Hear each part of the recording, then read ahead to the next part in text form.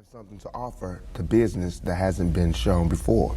You know, I have a whole energy that represents not just black youth, but white youth, Mexican youth, you know what I'm saying? That change right before you go from being 18 and unresponsible to when you go to being like 21, 22, and the whole world's on your shoulders. I believe strongly that my audience empathize with me because I show that side. I show that emotion raw, uncut, good and bad. And so I think I can bring that more funnel, more directed into screenplays, more albums, producing, managing, you know what I'm saying? If I can figure out just how to control it, I can use it on a lot of different levels. I trip off because it happens out of nothing. It just goes, you know, everybody just be screaming and acting, and I just I get uncomfortable, and it's like similar to a deer being caught in the headlights. I just freeze, you know, and I don't know what to do. I don't know if I should be what they want me to be, or if I should make them hate me so they can stop. You know, like say something mean so they can just stop. But I'm just like caught in the middle of it because you can't. I mean, no one can do that. Police can't do that. They can't stand in front of all those people and control them with a gun and mace and all that. So me with just words, it's like a battle to find the right words to say at the right time. I'm curious, when you think about the idea that you do have that kind of control over so many people, in one sense, the whole idea of being a role model comes up in the imagery.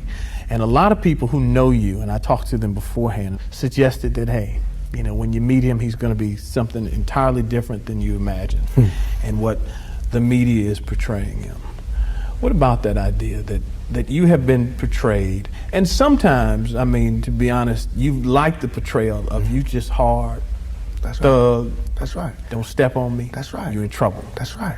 Yet there's another side to you, too. What about that idea that you've got to be able to figure out where you're going? To me, it's like it is my sensitive side that likes to blow up the hard side, because if my image or my reputation can stop a confrontation before it happens, I'm fine. You know what I'm saying? I know how it is day to day. It's a constant man ego check going on in this street, in this world. So part of that is just like, you know, that's my resume. But as far as the media, they look at it as something different. They don't care about my resume. They don't care about me not getting in trouble. It's just another story, you know, and it's a real story. They don't have to pay for it, and they're gonna milk it for all it's worth. As far as people, they want me, when they first see me, to humble myself. They want me to be like this and da-da-da, just because they're scared of me. But I don't feel like that's my job, to humble myself, to show you that I'm not a threat. I'm not a threat, unless you're a threat to me. You know what I'm saying? So when people say, when you meet Pac, he's different than he is, because when somebody one-on-one, anybody one-on-one, I believe, honestly, that I can talk. I believe that I have the ability to reason, I have logic, I have compassion, I have understanding. If we talk, there's no problems. You know what I'm saying? But that's not what happens. People use what they heard in the media, and that's how they come at me. And then, you know, we got to clash. One of the things that you read in the media is that you're angry, that you personify your generation, that you just got some angry folks out there, and you're one of them. I'll put it to you. Are you angry? Are you angry with what you see society is about? Yeah, I'm extremely angry, confused. You know, a lot of the times that I sat up in court, I couldn't defend myself. You know what I'm saying? And it wasn't like the things they were saying about me were beyond my comprehension, or the things that I could say weren't going to help my case. But because it's like being exiled, you know, from society, and that's how I feel. And this whole the anger comes from, I'm tired of waiting for my past to get into society. All I ever wanted to do was make me and everybody around me feel more comfortable about where we were. You know what I'm saying? About the places that we stayed. This is our home base. Let's build it up. Let's be happy about where we come from.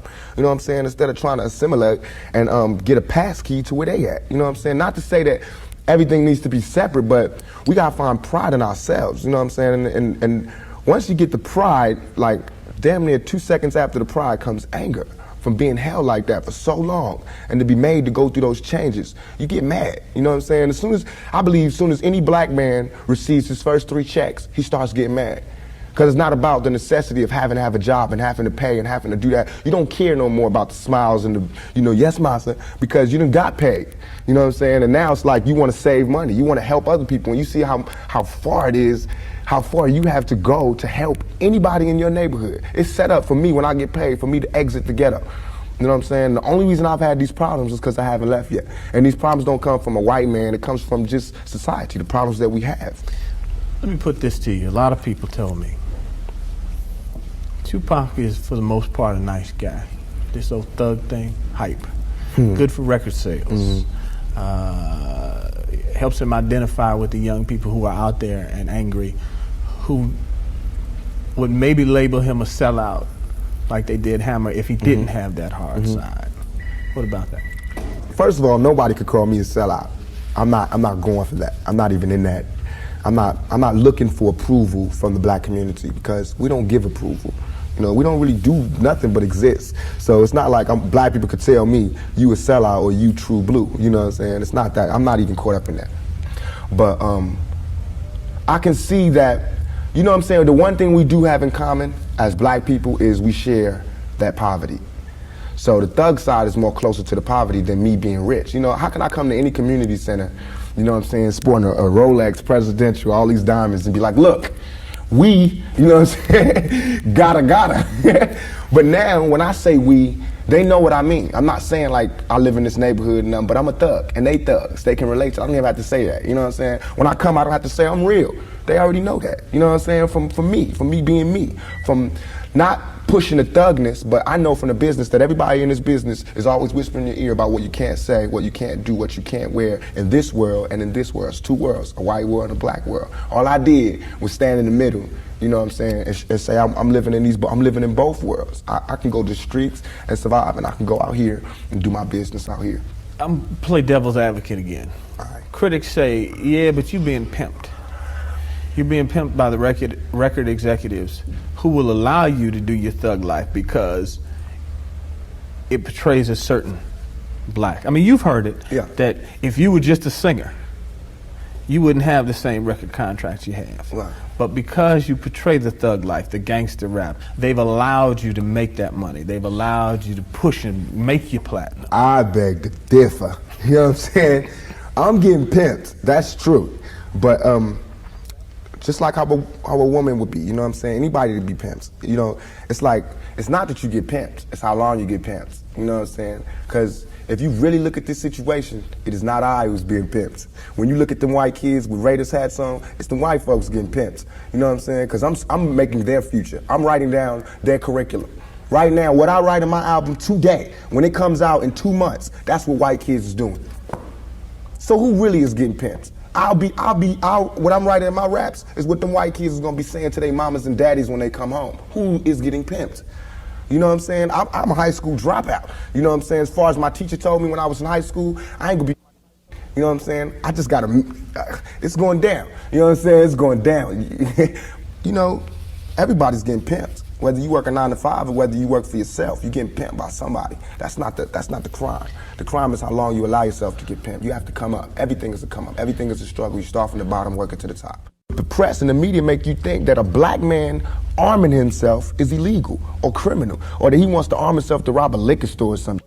You know what I'm saying? That is for me to defend myself, and it should always be. It's just about surviving, and we have to be honest about the tools that we use to survive. And why is a black life any more recoupable than a white life?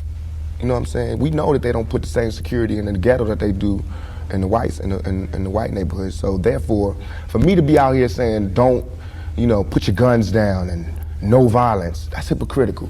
And if I didn't talk about the violence, everybody would act like the violence wasn't there.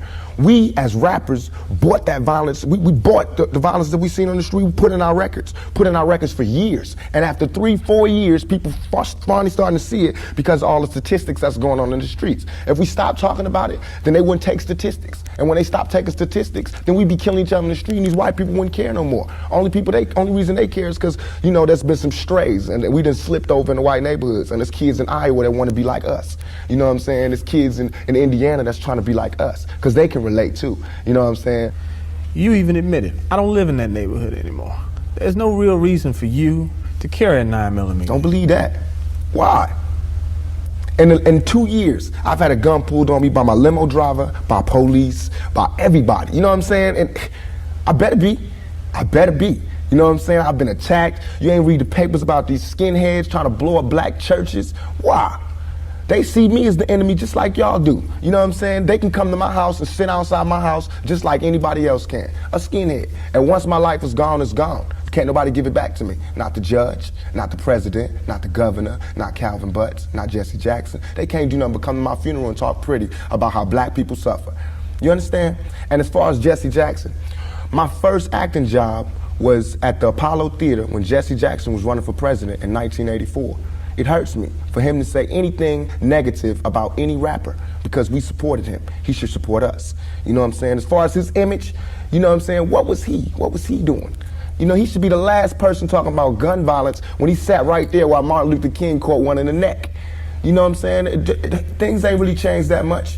I swear to God, nothing I ever say is meant to be something where innocent people get hurt. Nothing I ever say is meant to be like a end all, let's go do it right now. Nothing. Everything I ever say, and if any, this is so we can set it clear, anything I ever say as it pertains to my peers and being strapped is only in self-defense. You know what I'm saying? Because right now where I'm at, the world is harsh. And I just don't got no beautiful stories. You know what I'm saying? I'm gonna just be getting them ready. Because that's why I think I messed up. If somebody would have grabbed me, pulled me to the side and been like, look, Tupac, as soon as you step out here, they're gonna be at you. If somebody would have explained it to me, I wouldn't have took the same mistakes. But I made those mistakes. And that was my job to stop somebody else from making those same mistakes. To lay it out, to lay out the real map on the world and how it is. Everything I'm saying is a warning, is a plea for help. If everybody is so goddamn worried about me, why ain't nobody came to help me? You know what I'm saying? I never wanted to be no star. This ain't my job. I don't care if everybody don't cheer for me. You know what I'm saying? If you're not cheering for me for what I'm doing, don't cheer for me. Don't cheer because you think I'm cute. You know what I'm saying? Screw that. Cheer for me for what I'm doing, for what I stand for. And when I go to jail, you should cheer louder.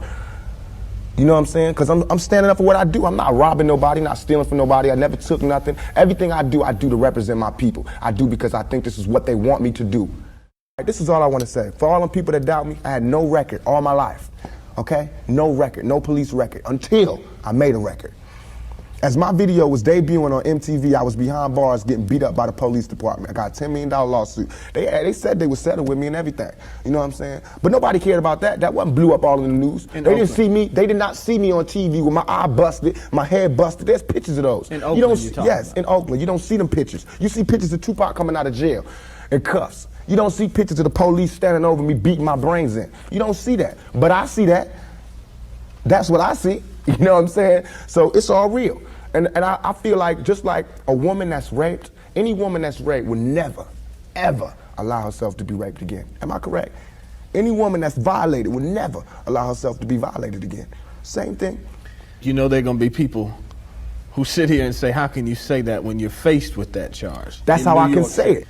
We got people in my own community that will get me. Why? Because I got it. Now this girl, who I can't say her name, but if I was to say her name, 1,000 all over the world would go, I put this on everything I love, on everything I love. When I was in Atlanta, I was pulled over at a gas station. Some dudes from New York pulled over next to me and told me the girl's name. They said, I know the girl that did it. They told me her name and where she's from, say she's scandalous. I can't go on TV talking about this girl, because that's what they want me to do. They want me to get on TV and talk about my black sister is a hoe, and she's a bitch, and she's a money grubber. I ain't fit to say that. I don't have to do that to show that I'm innocent. You know what I'm saying? I'm not guilty. People should look me in my eyes. They should look me in my eyes. And anybody that thinks I committed that rape should go get Brenda's Got a Baby and keep your head up and listen to him thoroughly. It was hard to imagine that you would do that. It shouldn't be nothing it should not even be to me.